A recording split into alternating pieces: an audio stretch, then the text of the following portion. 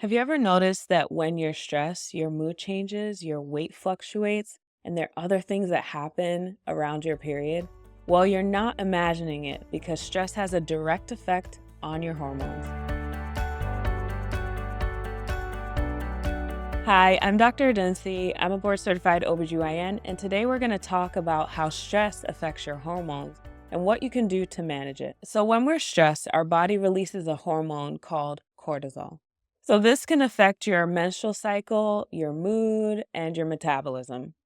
High levels of cortisol can interfere with ovulation, making you have variations in your menstrual cycle, meaning the length and also the frequency of your periods. So, if you've noticed changes in your menstrual cycle during very stressful times, this may be why.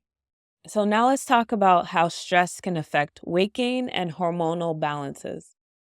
Cortisol impacts how our body stores fat, especially in the midsection. So, when we have high cortisol, that can affect our appetite and our cravings. And if you have ever been under stress, you might crave more sweet things, and that can increase our appetite as well. A lot of people, when they're stressed, they start to crave sweet things.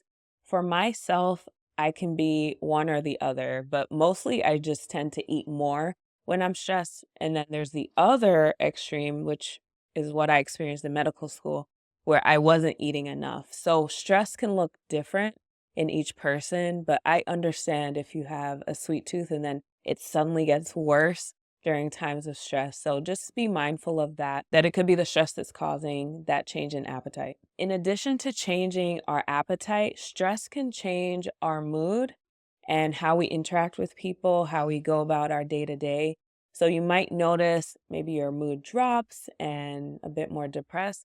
But if you note that you're eating more sweet foods, you may not be getting enough nutrition as well. So just be conscious of that, and you may need to adjust your diet. And it's not intuitive that you want to eat healthier when you're stressed, but once you note it, start filling up your plate with green leafy vegetables and colorful foods, and that might help with your mood too. And the reason why your mood might be changing is because cortisol interacts with neurotransmitters such as dopamine and serotonin, which do control our mood. When stress goes unmanaged, yes, we're going to feel these mood changes and it's going to impact our mental health. The first way you can manage the stress and help regulate your hormones during the periods of stress is to get enough sleep. That's typically the first thing that goes. At least it does for me, where typically I'm going to bed at 10, waking up at 6. But when I'm stressed, I might stay up past midnight and then I'm feeling sluggish and fatigued the next day. So get aggressive with your sleep.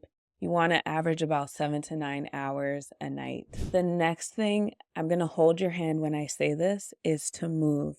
I want you to move. I don't care what you do. I want you to get your body going because that's going to help with that mood change that you feel. So you want to get regular exercise. Even if you can do a day, 2 days of 20 to 30 minutes, something is better than nothing. And I know the culture is to work out 5 days a week. Sometimes I don't have it in me. So you have to take a look at your bandwidth and what you can do. But staying in bed is not the answer. We want to get adequate sleep and move your body. And then the next thing we want to address is the diet and making sure you have a well-balanced diet.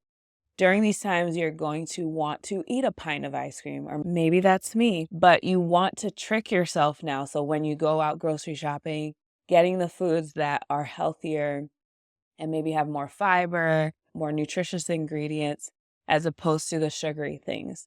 So stock your pantry with delicious, nutritious foods, and that'll help with the mood too.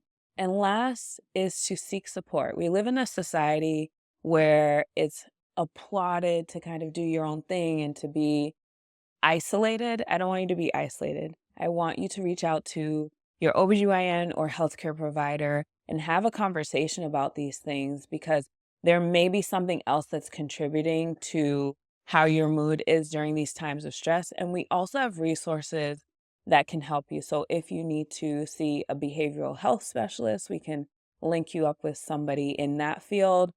If we have a nutritionist in-house or a nutritionist that's available, that's another option to help with the diet piece. And then also having a discussion about what movements will work for your lifestyle and how you can incorporate it more into this stressful time. In the end, stress is a normal part of life. We all experience it, but we don't want it to derail our lives. So if this is the type of content you want to see and this was interesting to you, make sure to subscribe to this channel and let me know what you want to cover in the next video. I'll see you later. Bye.